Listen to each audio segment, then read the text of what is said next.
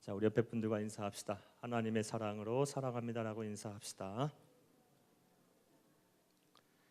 자, 우리 앞뒤로도 인사합시다. 함께 예배드릴 수 있게 되어 큰 영광입니다라고 인사합시다. 자, 오늘의 말씀을 가지고 술과 담배 그리고 죄에 대해서 라는 말씀 제목으로 함께 은혜를 나누겠습니다. 저는 오늘부터 시작해서 10주간 기독 청년의 성경적 가치 전환이라는 주제로 말씀을 전하려고 합니다. 한번 따라해 봅시다. 기독 청년의 성경적 가치 전환. 이 기간 동안 우리는 빠르게 변화하며 다양한 가치가 혼재하는 세대를 살면서 세상을 사는 가운데 우리를 혼란스럽게 한, 그리고 우리가 기독 청년으로서 반드시 정확하게 정립을 좀 해야 할 윤리적인 문제, 그다음에 사회 문제에 대해서 고민을 하고 그 답을 얻어보려고 합니다. 예를 들면 이러한 것입니다. 술과 담배 문제, 그리고 성윤리, 바람직한 성윤리라는 건 무엇인가? 또 그리스도인의 연애와 결혼관은 어떻게 해야 하는 것이고, 재물관 그리고 재테크는 어떻게 해야 하고, 또 특별히 우리가 종교와 과학이 충돌하는 것처럼 우리가 이 세상을 사는 동안에 보이게 돼요. 이러한 때 우리는 어떻게 이 처신을 해야 하는 것인가? 어떤 스탠스를 취해야 하는 것인가? 그리고 우리 기독교인의 우리 역사 의식, 우리나라는 꽤 오랫동안 불교 문화권에 살아왔습니다. 또 한동안 유교 문화권 속에서 살아왔습니다. 자칫 이런 세상, 우리 역사가 그러하였기 때문에 이런 역사 속에서 살아오는 가운데 우리 기독교와 우리 인들이 우리 역사를 부정하기 쉽습니다. 이런 상황 속에서 우리가 그리스도인이 어떻게 역사를 인식을 해야 하는 것인가?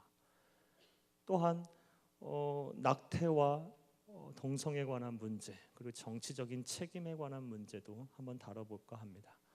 물론 제가 이런 얘기를 한 것이 처음은 아닙니다. 오늘 주보에는 2011년이라고 썼는데 제가 다시 한번 확인해 보니까 2010년 1월부터 3월까지 제가 약 한 8주간에 걸쳐서 여러분과 함께 이런 얘기를 나눠 보았습니다.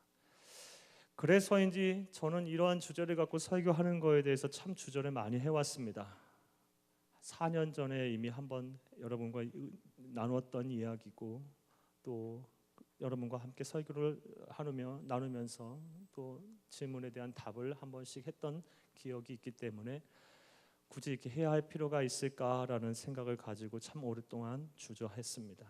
그런데 4년이라는 시간이 지나오는 과정 가운데 수많은 청년들이 이미 많이 바뀌었어요. 더 많은 청년들이 하나님 앞에 나오게 됐고 우리 공동체에 속하게 됐습니다. 그리고 4년이 지나는 지금까지 수많은 청년들이 저에게 이 질문에 대한 답을 계속 끊임없이 요구하고 있습니다.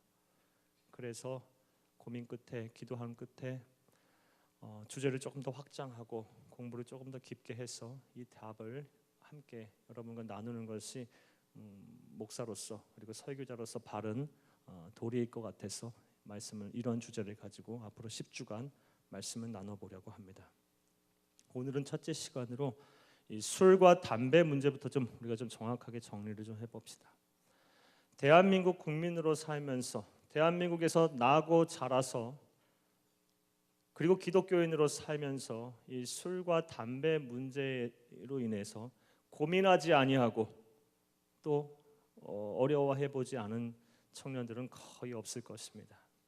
특별히 이게 고등학교를 졸업하고 대학에 입학하고 또 사회생활을 시작하는 청년들에게 있어서 이 문제는 참 우리를 힘들게 하는 문제일 수도 있습니다. 만약 그리스도임에도 불구하고 기독 청년임에도 불구하고 이 술과 담배 문제로 인해서 나는 아무렇지도 않다, 그리고 이거에 대해서 거리낌이 없다라고 생각하시는 분들은 둘 중에 하나입니다.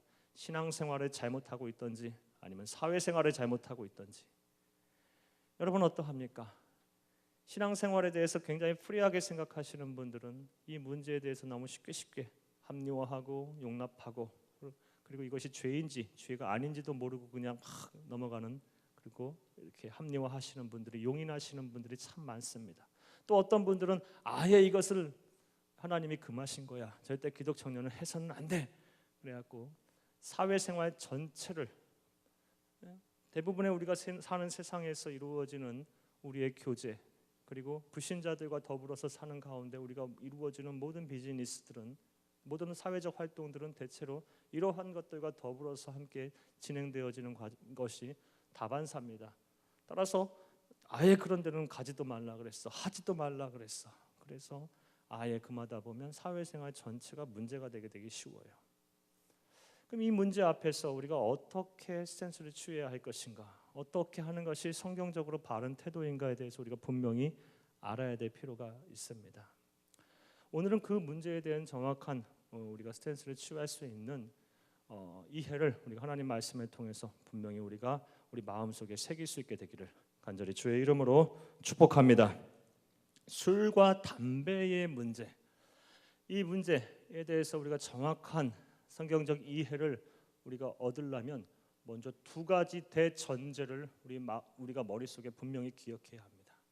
하나님 말씀을 통하여 여러분이 두 가지 대전제, 이 음식 문화에 대한 두 가지 대전제를 오늘부터 해서 분명히 머릿속에 기억하십시오. 첫 번째 전제는 우리가 처음 읽은 로마서 말씀이고, 두 번째 전제는 고린도전서, 두 번째로 읽은 고린도전서 6장에 있는 말씀입니다. 먼저 우리 다시 한번 로마서 14장 20절을 한번 펴보세요. 찾으셨으면 다 같이 아멘합니다. 우리 함께 크게 읽읍시다. 시작. 음식으로 말미암아 하나님의 사업을 무너지게 하지 말라. 만물이 다 깨끗하되 거리낌으로 먹는 사람에게는 악한 것이니라. 아멘. 주칩니다. 음식으로 말미암아 하나님의 사업을 무너지게 하지 말라. 주쳐요. 이게 모든 음식 문화에 대한 대전제 첫 번째가 됩니다. 술과 담배 과연 죄인가? 음주하고 음연하는 것, 끼견하는 것이, 흡연하는 것이 과연 죄인가? 에 대한 우리 물음에 대한 답을 하기 위해서는 이 첫 번째 전제에 위반이 되는지 안 되는지를 확인해 보면 됩니다. 첫 번째 제 전제는, 음식 문화에 대한 대전제는 음식으로 말미암아 하나님의 사업이 방해가 되면 안 된다는 거예요. 그럼 하나님의 사업이라는 것이 뭘까요? 두 가지입니다. 옆에다 써놓으세요. 두 가지. 첫 번째로는 음식으로 말미암아 형제를 실족하게 하면 안 됩니다. 형제 자매들을 실족하게 하면 안 돼요. 두 번째, 하나님의 사업은 옆에다 또 써놓으세요. 하나님의 나라 확장에 방해가 돼서는 안 돼요. 예수를 그리스도라고 믿는 사람들이 바로 하나님 나라의 주인님, 하나님 나라의 백성들입니다. 하나님의 복음이 전파되는 현장에서 이 음식으로 인해서 하나님의 복음이 전해지지 못하고, 또 누군가가 신앙의 노선에서 이탈을 하게 되고 실족하게 된다면 하나님의 사업이 방해가 되는 거예요. 그리고 그것이 음식으로 인해서 비롯되었다면 그 음식은 바로 죄가 될 수 있다는 것입니다. 첫 번째 대전제 기억하셨습니까? 첫 번째 대전제가 무엇입니까? 함께 크게 따라해 봅시다. 음식으로 말미암아. 크게 따라하시고 여러분 머릿속에 기억하십시오. 우리가 평생 동안 우리가 잊지 말아야 합니다. 따라합니다. 음식으로 말미암아 하나님의 사업이 무너져서는 안 된다. 하나님의 사업이란 형제를 실족해서는 안 되며, 아니죠, 죄송합니다. 하나님의 사업이란 하나님의 사업이 무너지는 것이란 형제가 실족되는 것이며 하나님의 나라 확장이 방해되는 것이다. 이게 음식이 과연 죄가 될 수 있는지에 대한 첫 번째 대전제가 됩니다. 자, 두 번째 전제도 한번 우리가 세워보고 술과 담배의 문제가 과연 죄인지 아닌지에 대해서 생각해 봅시다. 두 번째 대전제가 될 수 있는 말씀은 고린도전서 6장 19절에서 20절 말씀입니다. 빨리 찾으십시오. 찾으시고 다 같이 아멘합니다. 269페이지에 있는 말씀입니다. 찾으셨으면 다 같이 아멘합니다. 같이 크게 읽읍시다. 시작. 너희 몸은 너희가 하나님께로 받은 바 너희 가운데 계신 성령의 전인 줄을 알지 못하느냐. 것이 아니라 값으로 산 것이 되었으니 그런즉 너희 몸으로 하나님께 영광을 돌리라. 아멘. 주칩니다. 너희 몸은 너희가 하나님께로 받은 바 너희 가운데 계신 성령의 전인 줄 알지 못하느냐. 주쳐요.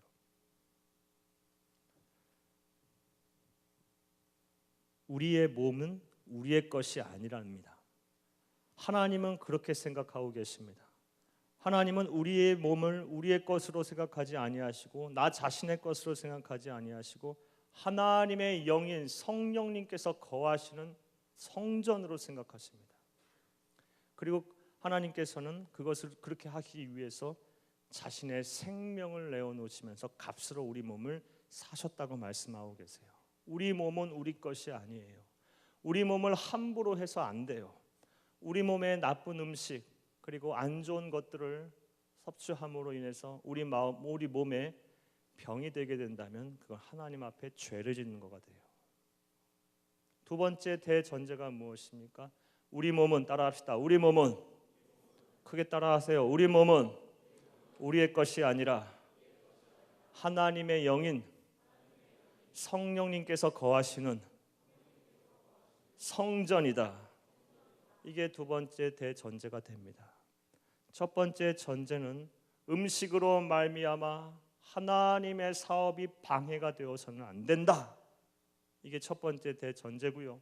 두 번째 전제는 우리 몸은 우리의 것이 아니라 하나님의 영인 성령님께서 거하시는 성전이다라는 거예요. 자, 이 두 가지 대전제, 음식을 우리가 섭취하는 것에 대해서 과연 죄인가 죄가 아닌가에 대한 이 두 가지 전제는 모든 음식을 우리의 몸으로 들어가는 우리가 즐기고 먹는 모든 음식에 대한 필터와도 같아요.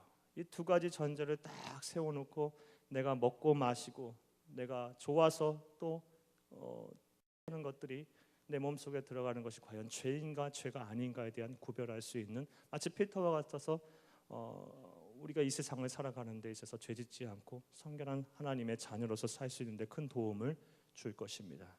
이 두 가지 대전제를 가지고 이제부터 술과 담배가 과연 죄인가 아닌가에 대해서 생각해 봅시다.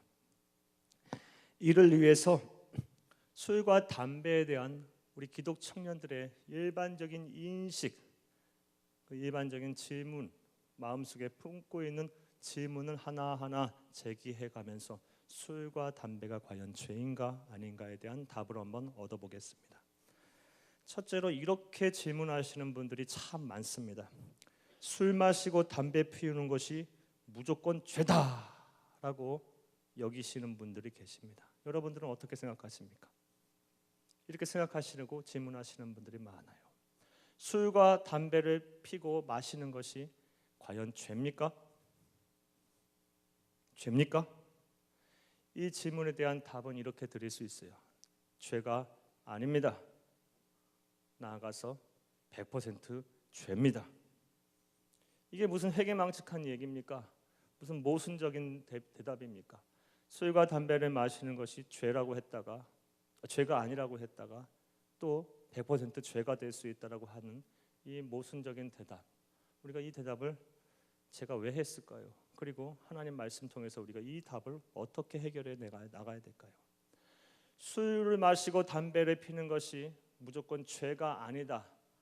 그리고 술을 마시고 담배를 피는 것이 죄가 될 수 있다. 100% 죄다라고 하는 이 모순적인 대답을 이해하기 위해서는 한국 기독교가 어떻게 해서 금연하고 금주하는 것을 마치 교리처럼 그리고 문화적 아름다운 문화로 이렇게 받아들이게 되었는지 기독교 선교 초기, 한국 기독교 선교 초기의 배경을 이해하면 우리가 그 답을 얻을 수가 있습니다. 한국 기독교가 기독교 선교 초기 금연과 금주를 처음부터 거부했던 것은 아닙니다. 처음에 코리안 미션 필드, 한국 기독교 선교 초기에 코리안 미션 필드라는 잡지, 이 코리안 미션 필드는 선교사님들이 기록해서 미국에서 출판된 당시 출판되었던 잡지입니다. 이 코리안 미션 필드에는 다양한 우리 한국 기독교 선교 초기의 이야기들이 담겨 있습니다. 이 코리안 미션 필드의 내용에 어떤 내용들이 있냐면요. 저 전라도 나주에 어느 지역에서 선교사님이 부흥 집회를 인도했는데 설교를 한 4-5시간씩 하셨어요. 선교 초기에는요. 4시간 5시간 하려면 길지 않겠습니까? 4시간 5시간 설교를 하고 예배 찬송까지 이렇게 하게 되면 6-7시간 예배를 드렸겠죠. 그럼 3시간 딱 끝난 후에 간식으로 뭐가 나온 줄 압니까? 막걸리가 나왔어요. 부흥회 하면서 막걸리를 마시고서 간식으로 막걸리를 마시고 그리고 또 설교를 하고 또 예배를 인도하고 그러셨어요. 그런데 차츰 시간이 지나고 보니까 한국 사회에 큰 문제가 뭐였냐면 당시 한국 사회에 큰 문제가 뭐였냐면 이 술 마시고 담배 피는 특히 이 술 마시는 문화 때문에 한국 사회 전반에 걸쳐서 온전한 가정이 별로 없는 거예요. 구한말 개화기 초기에 우리나라가 그랬어요. 이것저것해서 가정이 막 무너지고 패가 망신하고 그리고 사회적인 활동이 안 되는 사람들이 너무 많아요. 그래서 선교사님들 그리고 한국 기독교 선교 초기에 믿음의 우리 선배들께서 우리 기독교인들은 예수를 그리스도라고 믿는 성도들은 금주하자라고 선언을 했어요. 그리고 그것이 아름다운 전통으로 유지돼서 지금까지 우리가 기독교인 하면 금주하는 사람들로 받아들이게 되어진 것입니다. 앞서 저는 술을 마시고 담배를 피는 것, 특별히 술을 마시는 것이 100% 죄가 되지 않는다라고도 말씀드렸고 또 100% 죄가 될 수 있다라고도 말씀을 드렸어요. 먼저 100% 죄가 될 수 없다고 죄가 되지 않는다라고 말씀드린 이유는 성경 어디를 뒤져봐도 술 마시는 것은 죄다라고 말한 부분이 안 나와요. 100% 죄가 되지 않아요. 하지만 술을 마시면 100%또 죄가 될 수 있다라고 말씀을 드린 이유는 앞서 우리가 세운 대전제들의 위반이 되기 때문에 그래요. 첫 번째 대전제가 뭐였습니까? 음식으로 말미암아 하나님의 사업이 방해가 되어서는 안 된다라는 것이었어요. 여러분 예를 한번 들어볼게요. 제가 토요일날 어제 우리 그룹장들하고 예를 들어서예요. 술을 거나하게 마시고 경건한 척하면서 오늘 와서 여러분에게 설교를 하고 성결하게 살라라고 얘기하면 여러분이 저를 어떻게 생각할 것 같아요? 너나 잘하라 그럴 거 아니에요. 술도 마시면 술 하나도 끊지 못하는 목사가 무슨 목사냐? 그러면서 너나 건건하고 너나 경건하게 살고 너나 성결하게 살아라라고 얘기하지 않겠습니까? 그리고 그런 목사로 인해서 실족하는 형제자매들이 얼마나 많겠습니까? 이미 우리 나라의 기독교인들이라 하면 당연히 금주하는 것이 아름다운 전통으로 굳어졌어요. 그래서 만약에 여러분들께서도 어디 나가서 기독교인이면서 금주하지 못하고 술을 한두 잔씩 걸치고 그거에 대해서 너무 자유롭게 생각하시는 분들이 계시다면 여러분들로 인해서 하나님의 사업이 분명하게 방해가 될 것입니다. 반드시 예수 믿는 사람은 그렇게 해서는 안 돼요. 따라서 죄가 될 수 있습니다. 복음을 전하는 현장에서도 마찬가지입니다. 금주하지 못하고 금연하지 못하는 그런 그리스도인들이 기독교인들이 복음을 전한다고 합시다. 불신자들의 눈에는 이미 기독교인이면 당연히 금연하고 금주하는 줄 알아요. 그런데 그런 사람이 아무렇지도 아니하게 복음을 전하고 하나님의 말씀을 전하고 성결하게 살고 거룩하게 살라 작은 예수가 되어야 된다라고 이야기했을 때 불신자들이 우리의 복음을 받아들이겠습니까? 하나님의 나라가 확장될 수가 없어요. 첫 번째 대전제인 음식으로 말미암아 하나님의 사업이 방해를 받아서는 안 된다. 위반이 돼요. 그래서 100% 죄가 됩니다. 그러면 이렇게 생각할 수도 있겠네요. 혼자서 술 마시면 되는 거 아닙니까? 혼자서 술 마시는 사람도 있어요. 여러분 근데 혼자서 술 마시는 경우는 어떤 경우일까요? 두 가지 중에 하나일 거라고 봐요. 술이 좋아서 혼자서 마시는 사람이 있겠죠. 이런 사람은 알코올 중독 빠질 확률이 대단히 높습니다.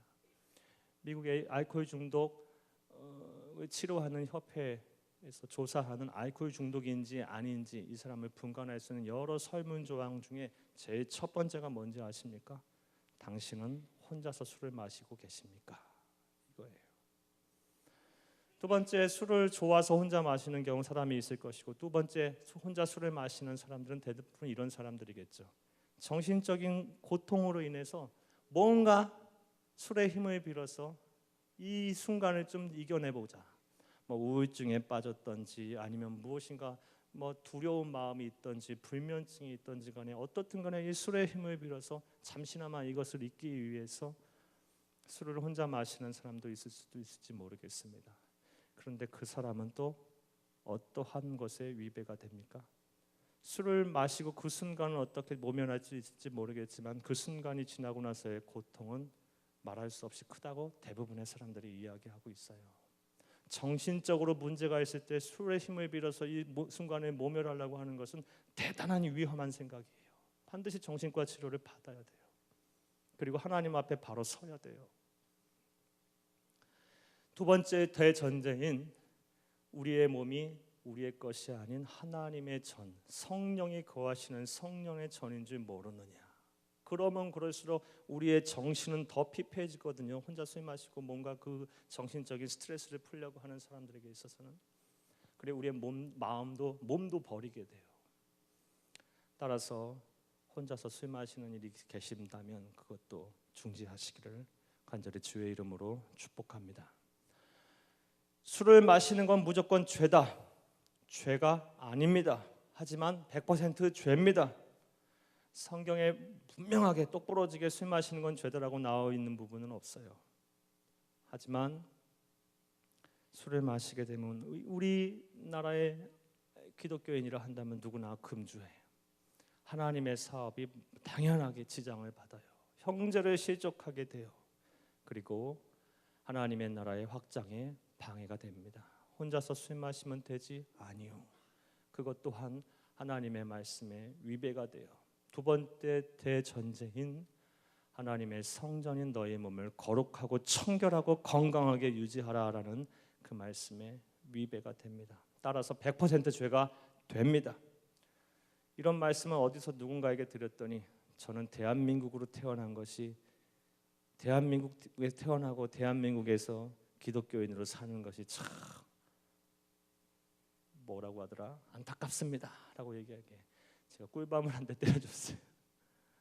하나만 알고 둘은 모르는 거예요. 사랑하는 여러분, 우리나라에서 술을 마시기 때문에 기독교인을 사는 것이 어렵다고 해서 대한민국 국민으로 태어난 것이 여러분도 수치스럽습니까? 이 나라 이민족 하나님께서 얼마나 축복하신지 몰라요. 세상 어디를 돌아다녀 봐도 우리나라만큼 치안이 참 잘 되어 있는 나라는 참 별로 없어요. 여러분 밤 9시 넘어서 우리 아가씨들이 자매님들이 마음대로 돌아다닐 수 있는 나라가 세상에서 몇 개나 될 것 같아요?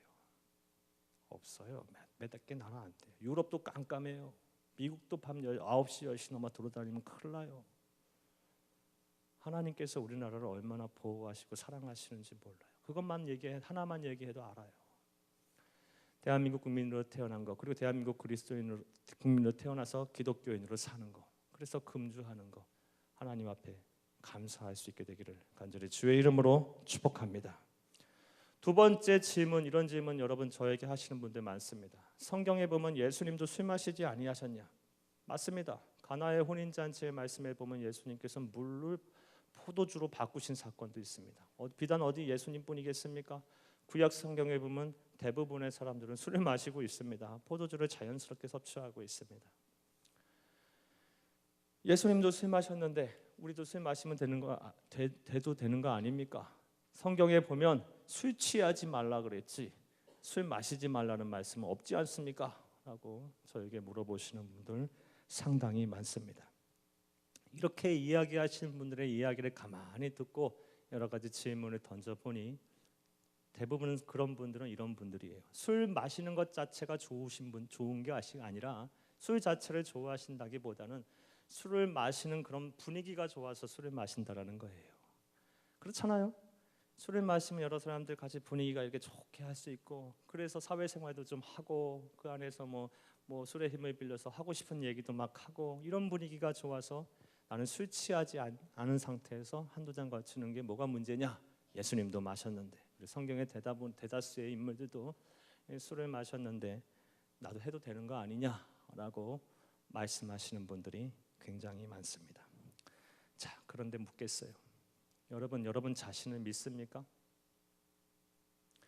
여러분 자신이 항상 온전할 거라는 것을 확신합니까?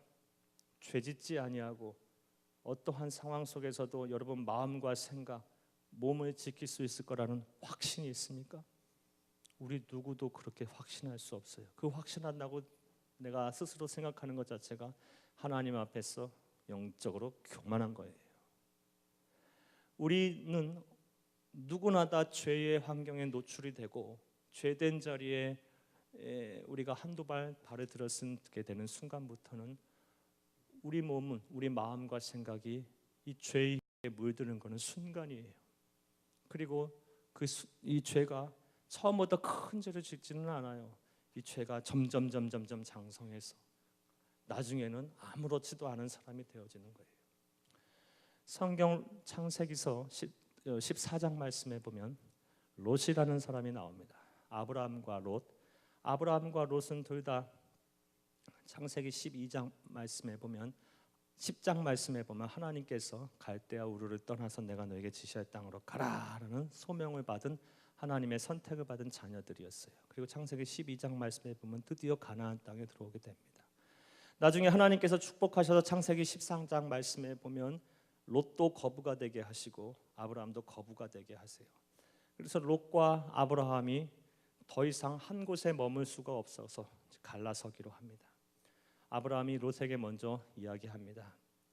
네가 만약에 먼저 선택을 하라. 네가 만약에 저 앞을 선택하면 난 저 뒤를 선택할 것이고, 네가 오른쪽을 선택하면 나는 왼쪽을 선택할 것이다. 그러다 롯이 산에 올라가서 이렇게 바라보니까 저기 소돔성부터 시작해서 고모라성을 지나서 저 소알성에 이르는 땅이 요단 평지예요. 강이 쫙 흐르고 너무 좋아요. 그런데 롯도 알고 있었고 아브라함도 알고 있었어요. 이 소돔과 고모라 성이 얼마나 타락한 성읍인지, 얼마나 죄가 많은 곳인지. 하지만 롯은 그곳을 선택했어요. 왜? 당장 물이 있고 푸른 목초지가 있고.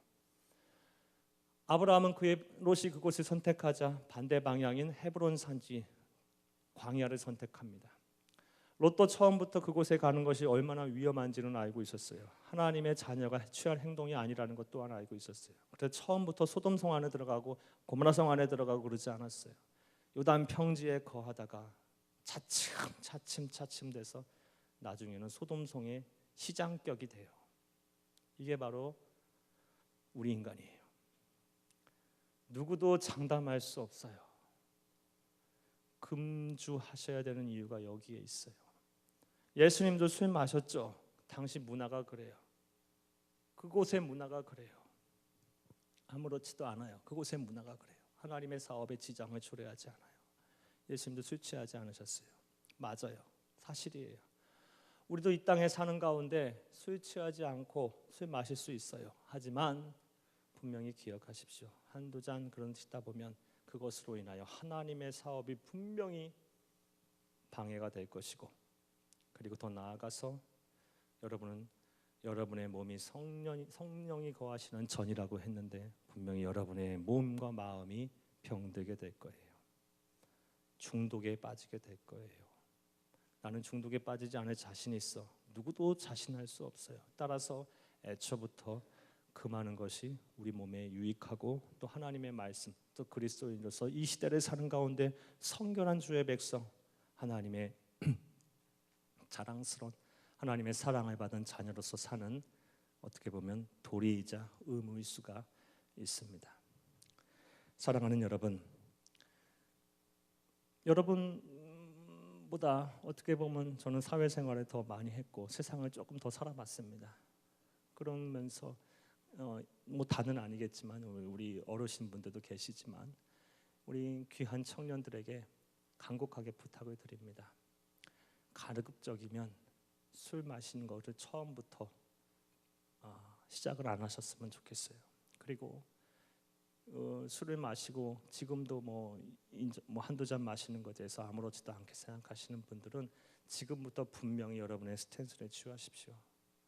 나는 그리스도인이기 때문에 자칫 내가 하는 언행과 모든 행동을 통해서 말과 행동을 통해서 하나님의 사업이 방해가 되면 안 돼. 그리고 내 몸이 하나님의 거룩한 성전이라 그랬어 하면서 여러분 몸과 마음을 잘 지키시기를 간절히 주의 이름으로 축복합니다.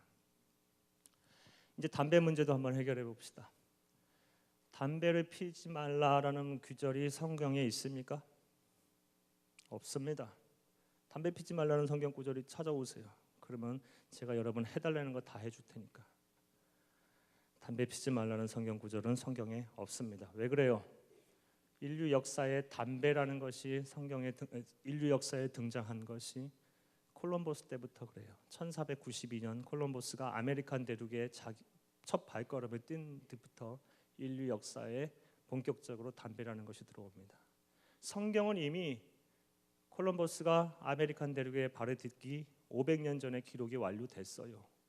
따라서 성경에 담배 피지 말라는 구절이 있을 턱이 없죠. 콜럼버스가 아메리칸 대륙에 딱 발을 들여보니까 인디언들의 입에서 불과 코에서 연기가 막 나와요. 저게 뭔가 알고 봤더니 나중에 담배였어요. 그래서 그 담배를 유럽에 소개하고 그러면서 인류 역사에 담배가 등장하게 된 거예요.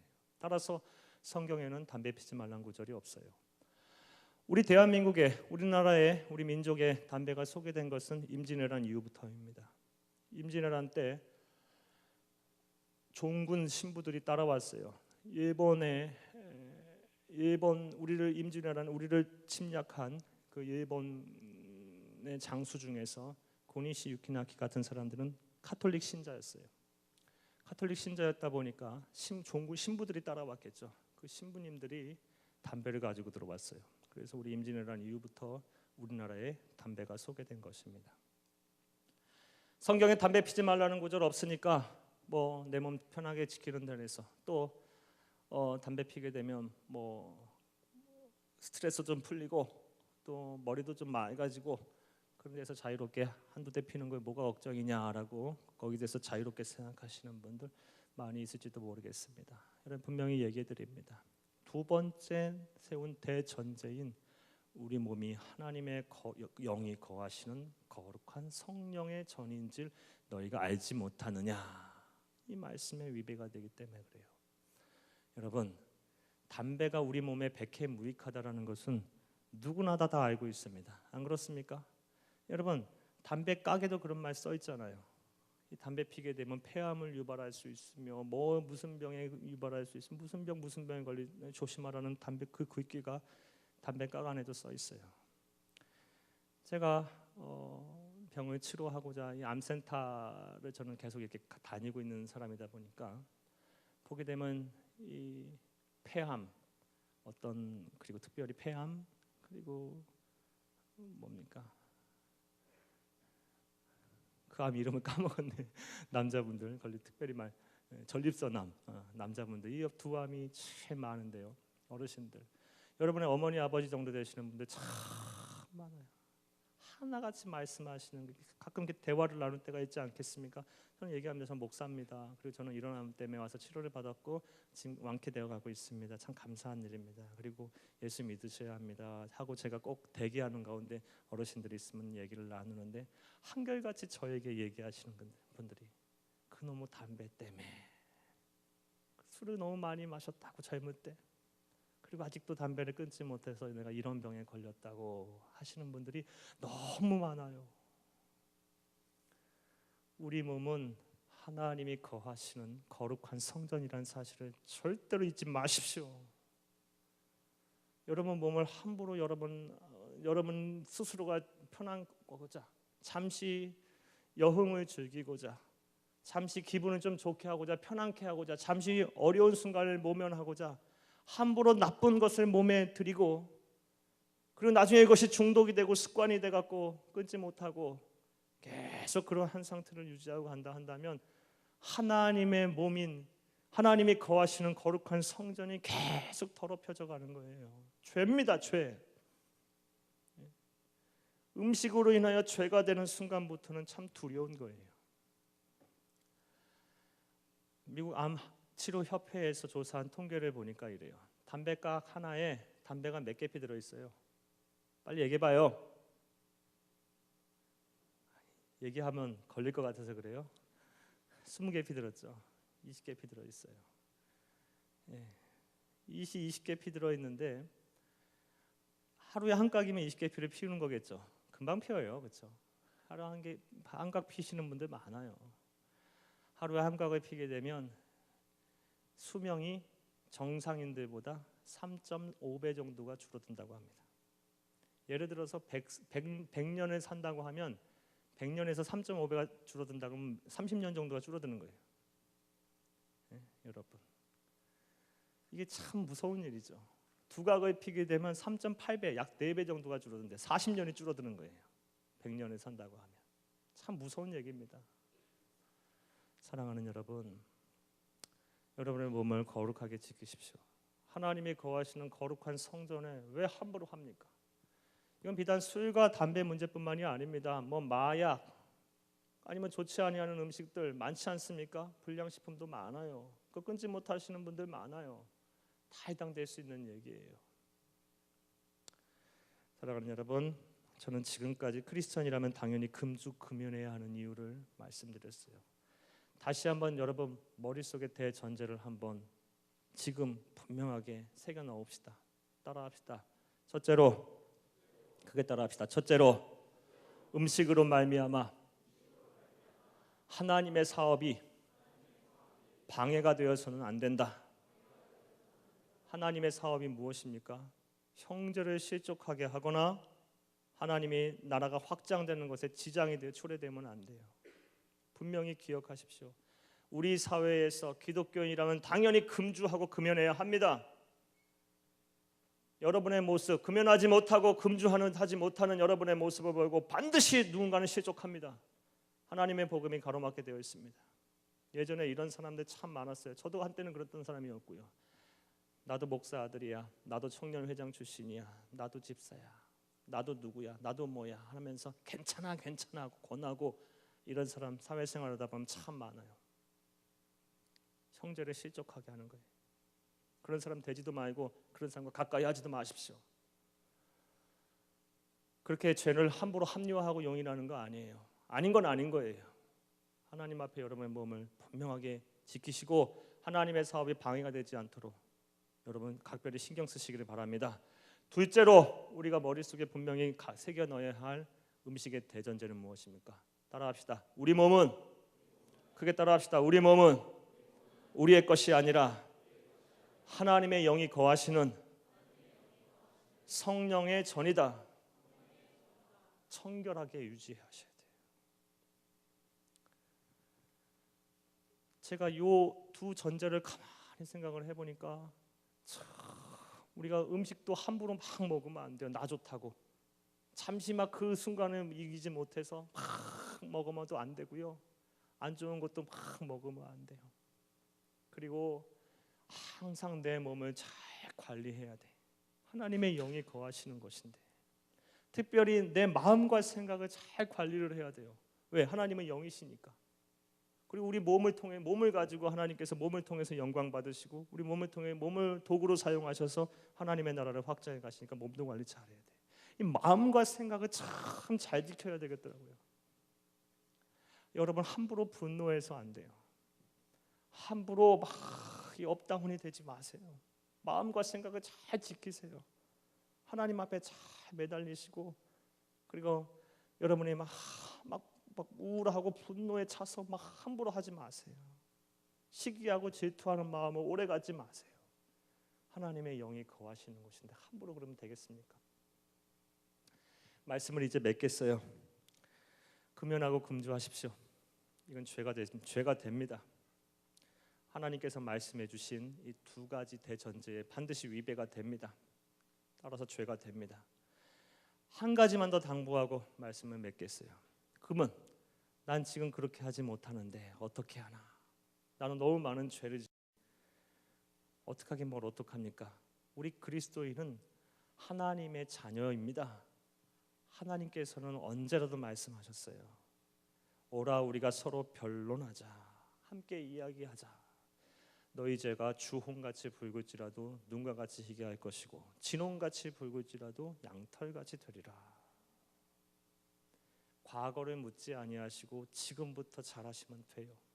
그 대신에 하나님 앞에 여러분 마음을 내어놓고 아닌 건 아닌 거잖아요. 공의 하나님이시잖아요. 여러분 분명하게 내가 이런 부분들은 그래 했네요. 내 육신이 나약해서 내 자신을 죽이고자 그리고 잠깐이나마 내가 그리스도인으로 사는 것이 너무 이 세상을 살아가는 데서 사다 보니까 너무 불이익을 당할까 봐 그것으로 인해서 내가 용기를 내지 못했었네요. 하나님 죄송해요 하면서 하나님 앞에 눈물을 흘리시고 이제 이후부터는 여러분 몸과 마음을 잘 다스리시기를 간절히 주의 이름으로 축복합니다. 다 같이 기도합시다.